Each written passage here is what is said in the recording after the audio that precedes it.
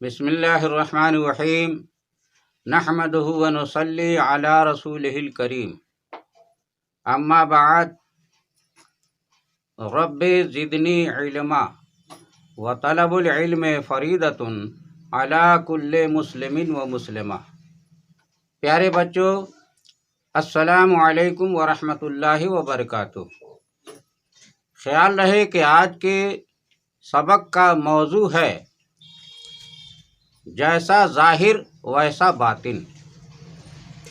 تو آئیے آج کے سبق میں گزشتہ درسوں کی طرح اپنا اپنا ناظرہ، املا اور نقل درست کرتے ہوئے یہ جاننے کی کوشش کرتے ہیں کہ جیسا ظاہر ویسا باطن کی تفصیل کیا ہے، اور پھر آج کا سبق یاد کرتے ہیں۔ پیارے بچوں، غور کیجئے، درس نمبر 56 میں آج کے سبق کا موضوع ہے جیسا ظاہر ویسا باطن۔ تو آئیے سب سے پہلے ہم آج کے سبق کا متن پڑھتے ہیں، اس کو اچھی طرح یاد کر لیجئے، اور پھر اس کے بعد سے آپ لوگوں کو چاہیے کہ اپنا اپنا املا اور نقل درست کریں۔ حضرت عمر بن الخطاب رضی اللہ تعالی عنہ رات کے وقت مدینہ منورہ میں گشت لگایا کرتے تھے۔ ایک رات آپ چلتے چلتے تھک گئے اور ایک دیوار سے سہارا لگا کر بیٹھ گئے۔ ناگاہ آپ نے سنا کہ ایک عورت اپنی چھوٹی لڑکی سے کہہ رہی تھی کہ اٹھ، اس دودھ میں پانی ملا دے۔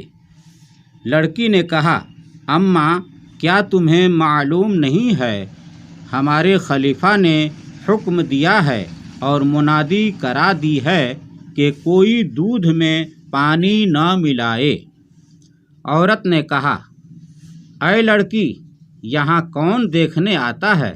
نہ عمر ہیں نہ منادی کرنے والا ہے، تو اپنے گھر میں پانی ملا دے، کسی کو اس کی خبر بھی نہ ہوگی۔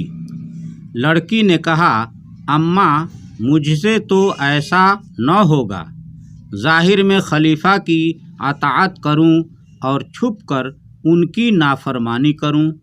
میں تو دودھ میں پانی نہ ملاؤں گی۔ حضرت عمر رضی اللہ عنہ نے لڑکی کی یہ باتیں سنی تو بہت خوش ہوئے۔ کچھ عرصہ کے بعد آپ نے اس لڑکی کا نکاح ایک نیک لڑکے سے کرا دیا۔ حضرت عمر بن عبدالعزیز رضی اللہ عنہ اسی نیک لڑکی کی اولاد سے ہیں۔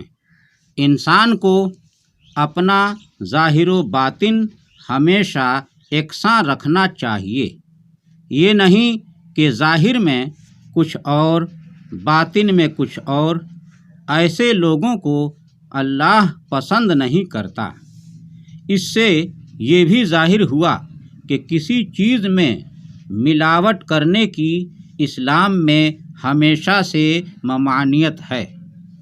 اللہ تبارک و تعالی آپ سب کے علم میں زیادتی عطا فرمائے، آمین۔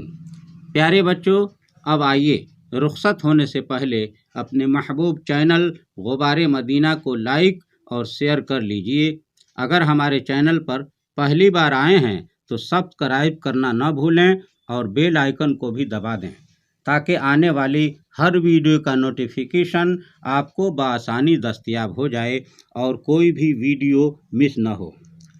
پیارے بچوں، اب محمد اختر رضا نوری منظری کو اجازت دیجیے۔ ھذا من فضل ربی و بجاہ سید المرسلین صلی اللہ تعالی علیہ وسلم۔ مسلک اعلیٰ حضرت زندہ باد و غبار مدینہ پائندہ باد۔ السلام علیکم ورحمۃ اللہ وبرکاتہ۔